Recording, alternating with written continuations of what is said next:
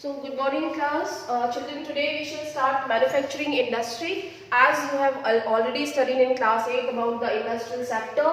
So basically manufacturing is the secondary sector. It is the one of the important part of our economy that we have learned in this class, also in chapter 2 in economics part, that we have three sectors or three economic activities of our economy, that is primary, secondary and tertiary. So we have already learned about the primary sector in chapter 4 agriculture in geography. Now we will continue with the secondary sector, that is manufacturing industry. So I think you can recall कि हमने first chapter में हमने resources पढ़ा था, and then we come to the agriculture. It is about the primary. Now we will start the secondary sector, and after that in 7th chapter we will go through something more about the tertiary or service sector. Okay, so let's start manufacturing. What is the meaning of the manufacturing? First of all, students, just recall that manufacturing is whatever we take from primary sector or from agricultural sector, that is raw materials. And when we convert these raw materials into valuable goods, that is manufacturing. That is the process of converting that raw material into valuable goods is manufacturing. Okay, and all these activities are happening in a particular place, that is factory or industry. Are you getting, all of you? ठीक है, तो manufacturing क्या है? It is a process, it is a process of converting valuable raw materials into a valuable goods. तो जो raw materials है उसकी कुछ वैल्यू होती है जो कि हम डायरेक्ट यूज नहीं कर पाते हैं, and then we convert it for our further use. Okay, and some value will be added. ठीक है, जो रॉ मटेरियल्स है उसकी ऑब्वियसली कुछ कॉस्ट होगी, लेकिन हम उसमें कुछ जो प्रोसेसिंग करते हैं, जो भी उसको मैन्युफैक्चरिंग करते हैं, जिससे कि उसकी वैल्यू बढ़ जाती है. That is why we are calling that raw materials are transformed into a valuable goods. Okay, so this is called manufacturing process. Are you getting, all of you? आगे समझ में कैसे होगा डेफिनेशन? देखिए, फर्स्ट ऑफ ऑल आप reading करेंगे chapter के साथ, तो अंडरलाइन करते जाएंगे. यहाँ से डेफिनेशन स्टार्ट होती है. Production of goods in large quantities after processing from raw materials to more valuable product is called manufacturing. So what we are adding in raw materials, we are adding some more value to it. ठीक है, तो हम valuable उसको बना रहे हैं, हम उसको डायरेक्ट कंजम्पशन नहीं कर सकते रॉ मटेरियल्स का. और जब रॉ मटेरियल भी होता है तो उसकी भी कुछ वैल्यू, कुछ ना कुछ वैल्यू होती है. ठीक है, और जब वो उसको हम प्रोसेस करते हैं, उस जैसे कि हम अभी एग्जांपल्स देखेंगे, जब हम प्रोसेस करते हैं तो उसकी और वैल्यू इंक्रीज हो जाती है. ठीक है, so this is transforming from raw material to usable good. That is why the value is increased. Do you know that paper is manufactured from wood, sugar from sugarcane, iron and steel from iron and aluminium, and from bauxite. So these are some examples जो कि raw materials हमने agriculture या फिर mining, ठीक है, in sector से लिए हैं, and then we are processing, we are converting into usable good.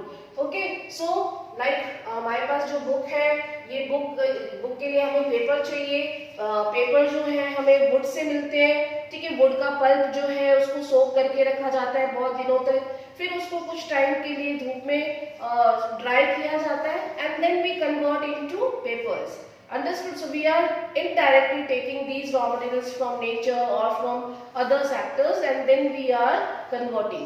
Okay, then sugar from sugarcane, iron and steel from mining, and then we are making iron and steel से बहुत सारी चीजें जो हम बनाते हैं, उनको एक शेप, स्ट्रक्चर, जैसे बर्तन है या फिर कार है, कुछ भी चीज हम बना रहे हैं.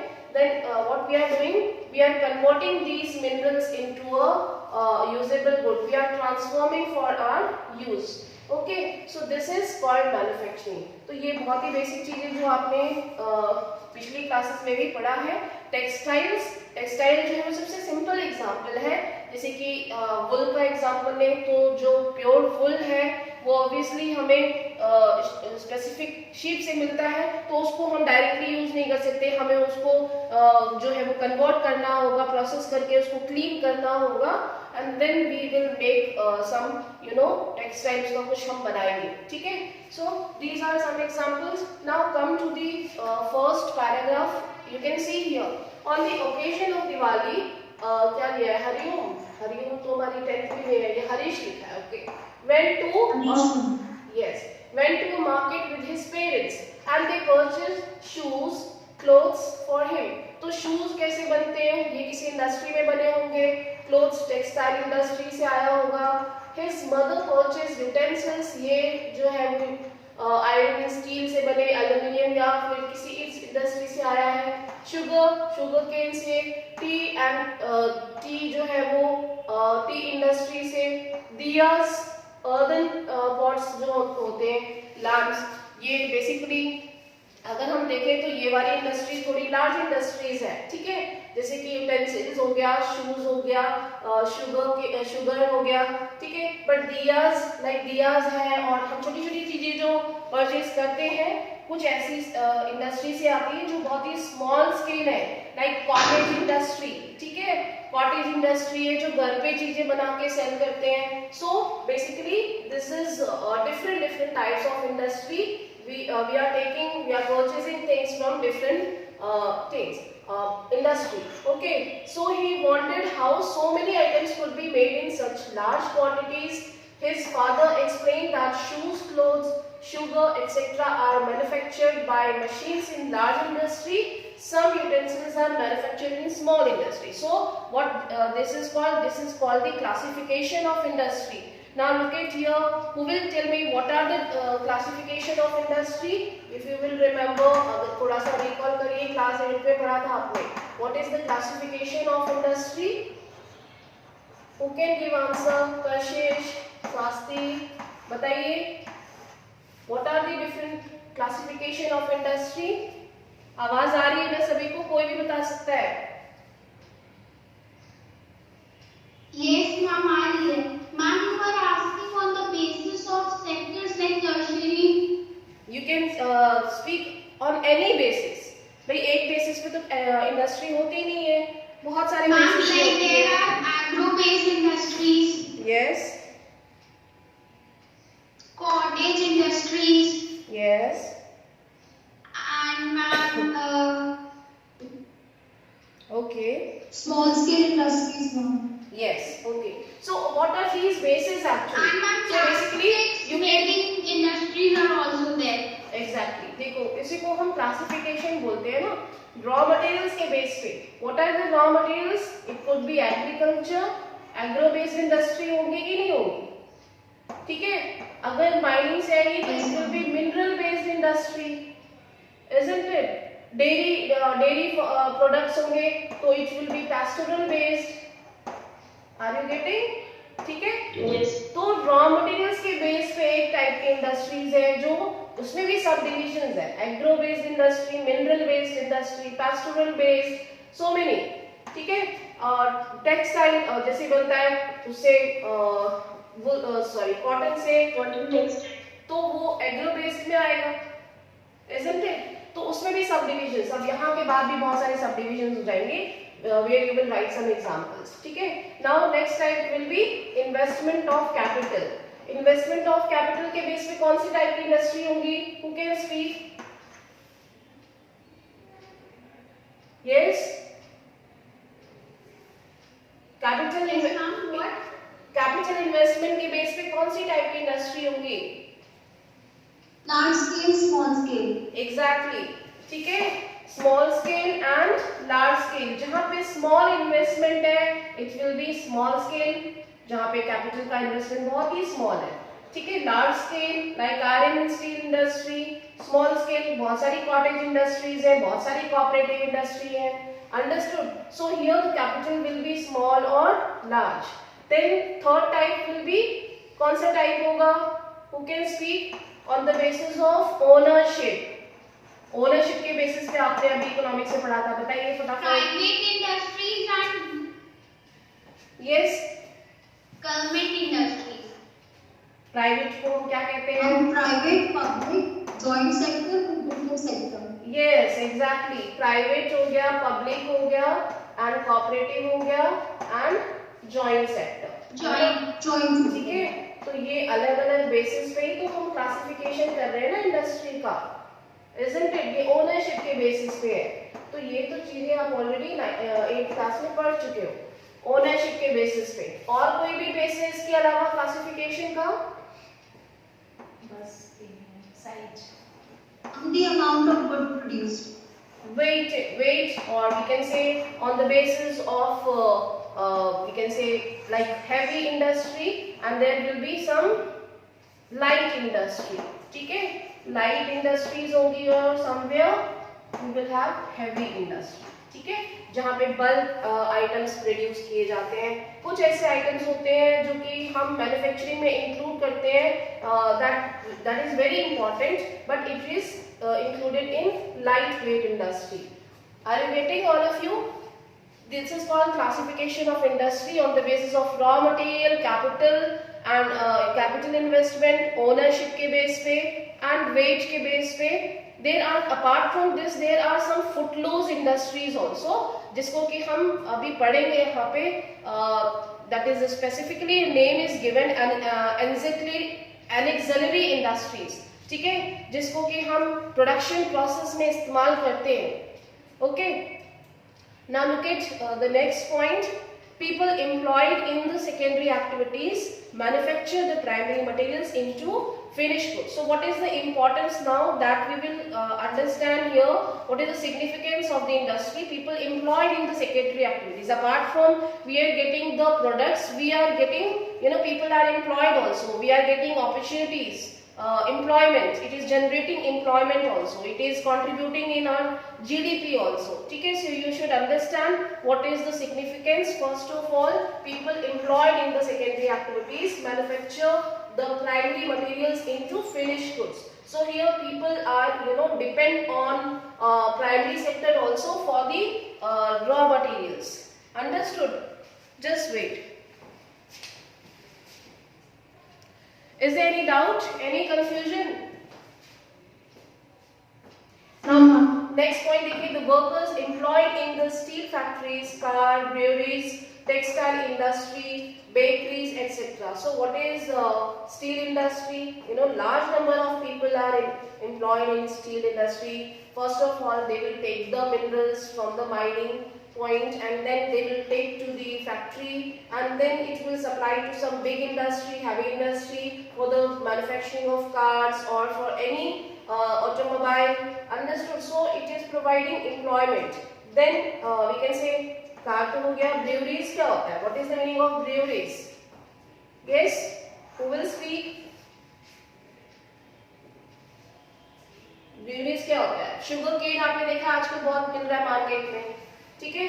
सो शुगर केन का हम जो उसका लिक्विड केन होता है वो हम कहाँ से निकालते हैं? प्रोसेस होता है ना, प्रोसेस होता है शुगर केन का, जो केन लिक्विड होता है उसको निकालने के लिए ब्रूअरीज जिसको बोल सकते हैं, ठीक है। There are some other fruits also, exotic fruits also like wine, grape wine, ठीक है, जिसको कि हम उनके केन, उनके लिक्विड को एक्सट्रैक्ट करते हैं, that is the brewery point. Okay, then textile industry, whatever we are taking, cotton and other textile that will be manufactured in industries.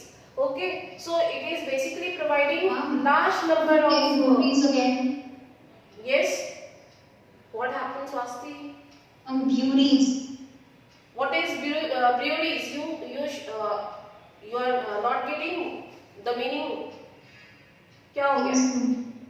क्या होता है breweries का मतलब? क्या होता है?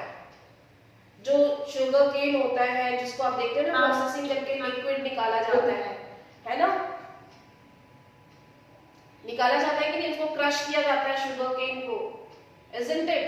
जैसे कि ग्रेप्स होते हैं, ग्रेप वाइन बनती है उसकी, है ना, तो उसको क्या करते हैं, उसको क्रश किया जाता है, ठीक है। So this is called breweries. Understood? ठीक है। बेकरीज, ये सारी इंडस्ट्री है, may be it is small industry और may be large industry, but actually the industries और we can say the manufacturing industries are providing large number of employment, ठीक है। And there is certain kind of dependence also on primary sector because they are taking raw materials. right? That we will go through in coming topic. Now look at some people are employed in providing services. In this, we are mainly concerned with the manufacturing industries which fall in the secondary sector. Understood? The economic strength of a country is measured by the development of manufacturing industry. That is very important. We know that every year government passes the budget or some kind of investment is means they are focusing on investment to enhance the industrial sector. ठीक है, जैसे कि कोई भी industries है, cement industry है, paper industry है, ये इंडस्ट्रीज जो है वो गवर्नमेंट उस पे बेसिकली हर बजट में हर इकोनॉमिक जो ईयर होता है हमारा फाइनेंशियल ईयर, उसमें स्पेसिफिक इन्वेस्टमेंट करती है इनको डेवलप करने के लिए. ठीक है, इनके एस्टैब्लिशमेंट और डेवलपमेंट के लिए government used to take initiative. ठीक है, जिससे कि हमारी इकोनॉमिक ग्रोथ आगे एक्सेल कर सके. Now look at the importance of manufacturing. That is very important topic and I think you can write down yourself what is the importance. Now manufacturing sector is considered as the backbone of the development in general and economic development in particular, mainly because first point, manufacturing industries not only help in modernizing agriculture which forms the backbone of our economy. Now what is the backbone? First of all, backbone हम देखो agriculture को भी हमने backbone कहा था और industries को भी बैकबोन कहते हैं. इसका क्या रीजन है, क्या कारण हो सकता है इसका? And because it employs largest number of people after agriculture. Yes, exactly. देखो आपने एक स्पीच बोली थी, याद है आपको स्वास्थी? Yes, ma'am, debate में. हाँ, तो आपने याद है हमने बताया था कि इंडस्ट्रीज अगर बैकबोन है और सर्विस यानी टेरिशरी सेक्टर जो है वो हमारे लिए ऑक्सीजन का काम करते हैं. ठीक है, और ये हमारे लिए बैकबोन है इंडस्ट्री. सिमिलरली जो एग्रीकल्चर है वो भी हमारे कंट्री के लिए एक बैकबोन है. बिना खाना पीना मिले, बिना भोजन के भाई आगे कुछ नहीं हो सकता है ना. सबसे पहला काम क्या है? खाना पीना. भाई वो हमें कहाँ से मिलता है? हमें एग्रीकल्चर से मिल रहा है. ठीक है, 100 बातों की एक बात है, सबसे पहला काम खाना. ठीक है, खाना मिलेगा तभी हम काम पे जाएंगे, बाकी सारी चीजें करेंगे, नहीं तो कुछ नहीं करेंगे. तो agriculture is obviously backbone as well as manufacturing sector, manufacturing industries are also the backbone of development. किस चीज के लिए डेवलपमेंट, किस चीज का डेवलपमेंट? हमारी इकोनॉमिक डेवलपमेंट के लिए. क्यों? क्योंकि इंडस्ट्रीज जो है वो दोनों एक मीडिएटर का काम कर रही है. किसके लिए? प्राइमरी सेक्टर के लिए और सर्विस सेक्टर के लिए. ठीक है, अब इसका एक एग्जांपल देते हैं आपको. एग्जांपल मान लीजिए जैसे कि आप लोगों को पसंद है पोटैटो चिप्स. ठीक है, पोटैटो चिप्स आपको बहुत पसंद है. कुछ लोग इसको पोटैटो कहते हैं, पोटैटो नहीं होता. अगर मैं गलत प्रोनाउंस कर रही हूँ तो आप लोग बता सकते हैं. पोटैटो होता है, टमाटो होता है, टोमेटो कहते हैं हम लोग. टोमेटो नहीं होता शायद, पोटैटो. हम नीचे potato. Potato chips. Exactly, potato chips. मैं पोटैटो ही बोलने की आदत हो गई है. ठीक है, चलिए तो हम स्टार्ट करते हैं. देखो पोटैटो हमें जो मिलता है वो कहाँ से मिल रहा है? हमें एग्रीकल्चर से मिल रहा है. ठीक है, हमें ये एग्रीकल्चर से मिला, फिर हमने उसको भी भेज दिया इंडस्ट्री में. इंडस्ट्री में इसकी प्रोसेसिंग हो गई, कटिंग हो गई, साफ सफाई होकर इसकी चिप्स बन गए, है ना. अब ये कहाँ पे हो रहा है? ये हो रहा है इंडस्ट्री में. ये हो गया था एग्रीकल्चर में. अब ये चिप्स आप यहाँ इंडस्ट्री के पास जाते नहीं है, तो यहाँ पे क्या हो रहा है? यहाँ पे आपको ये शॉप तक लाया गया, यहाँ पे ट्रांसपोर्टेशन का यूज हुआ और फिर शॉप तक इसको पहुंचाया गया. ठीक है, तो यहाँ पे इन लोगों को जॉब मिली. प्लस जब शॉप तक आई तो ये कौन सा सेक्टर हो गया? जहां से आप परचेसिंग कर रहे हैं ये सर्विस सेक्टर हो गया. तो बेसिकली इंडस्ट्री क्या कर रही है? They are taking the raw materials from agriculture and then processing, adding value to the raw material, and after transforming they are providing service. So basically it is the connection point for both the sectors. Agriculture के लिए भी it is enhancing agriculture.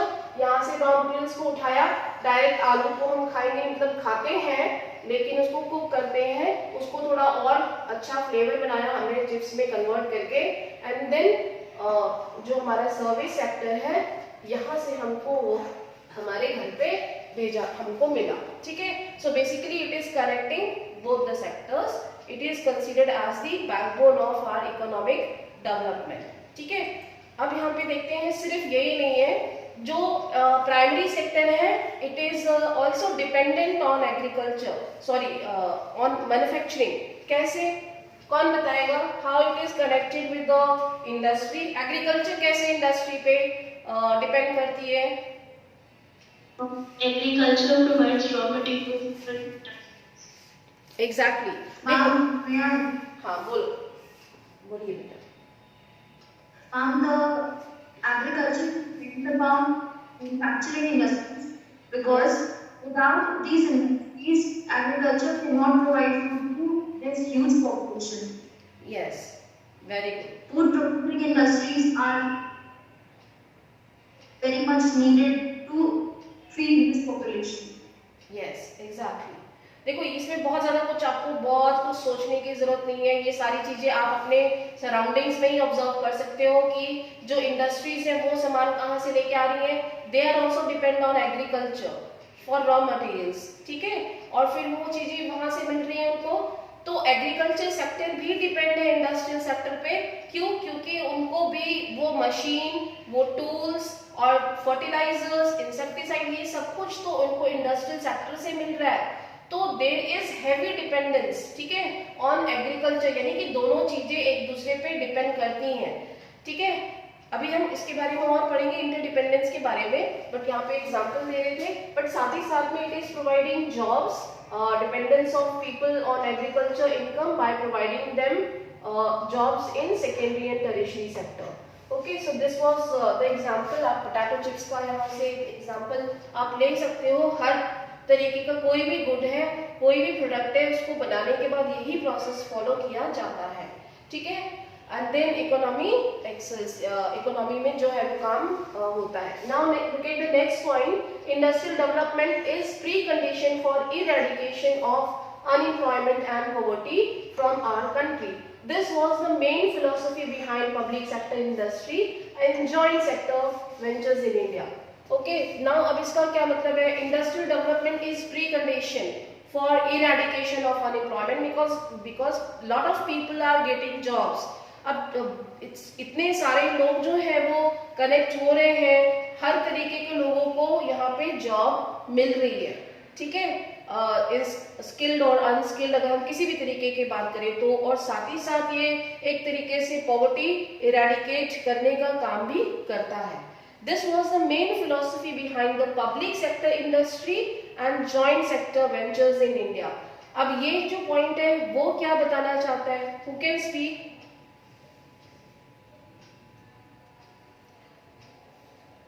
Which point, ma'am?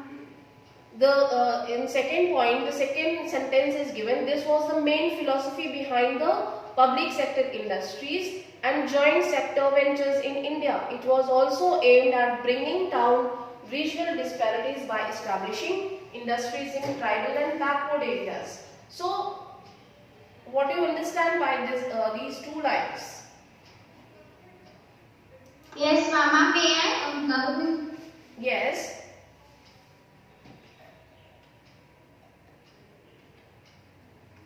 Government insisted upon establishing its own industries Yes. to provide employment to people Exactly. so that there could be alternative job options available to them apart from agriculture. Yes, This would obviously. enhance Obviously, देखो those who are beggar or illiterate, they will not go in service sector or in offices for work. So somehow they are managing their livelihood Also, by ma'am. doing agriculture. Okay, so it is actually providing some kind of Ma'am. job. Yes, Pragati, just wait. So basically, the main essence of this point is it is eliminating unemployment and poverty from the country. Somehow the government is providing jobs in public sector as well as in joint sector for the poor, or we can say those who are illiterate और जो unskilled है, ठीक है, उनको किसी न किसी तरीके का यहाँ पे जॉब मिल रहा है, ठीक है। हाँ, अब प्रगति, अब आप बताइए। Yes, ma'am. Also, like most of the people, they are engaged in agriculture. Yes. So to enhance in the making of industries Yes. and production of goods, that is why government is setting up factories and industries so that people can be employed and they Yes. will come above poverty line. Yes, exactly. Okay, so I think you are getting all of you. RS समझ में आप लोग को कितने लोग present है class में? Is there any doubt, any question? आगे बढ़े? अनूप कुमार, अंकुश, अंशिका, अर्पित मिश्रा, हार्दिक त्रिपाठी, हर्ष, कशिश, बेटा आप लोग को समझ में आ रहा है? Yes or no? बिकॉज इसमें बहुत सिंपल सी चीजें हैं, कुछ इसमें कोई साइंस कोई फार्मूला नहीं है, सिंपल सी चीजें कि इंडस्ट्रीज इकोनॉमिक डेवलपमेंट के लिए काम करती हैं, कम इट मे बी मोर और less but yes it is eradicating unemployment and poverty from the country. Understood now? Ma'am, Yes. what does eradication mean? Eradicate means elimination. Eliminate करना, खत्म करना. ठीक है? Got it? Okay, ma'am. Okay, now look at the next point. If you will see in presentation, it is written in very short bullet forms में लिखा है export of manufactured goods expand trade and commerce. So obviously whatever we are producing, it will be enhance our trade and commerce system. ठीक है, जो भी हम produce कर रहे हैं कोशिश यही रहेगी कि अच्छी चीजें बने और वो एक्सपोर्ट हो और कम से कम चीजें इंपोर्ट हो. ठीक है, तो it will enhance our trade and commerce and bring much more prosperity and much more foreign exchange. Okay, this one is third point. Now look at the fourth point.